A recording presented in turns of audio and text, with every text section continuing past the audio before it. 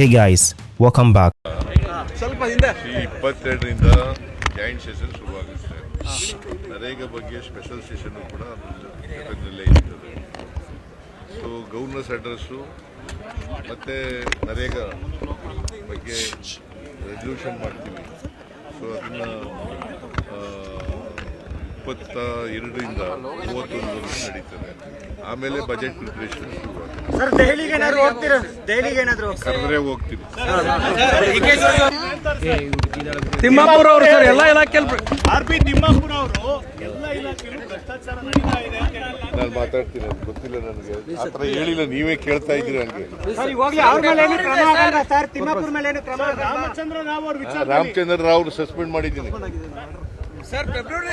ರಾಮಚಂದ್ರ ರಾವ್ ಅವರಿಗೆ disciplinary action ತಗೊಂಡು suspend ಮಾಡಿದ್ದೇನೆ.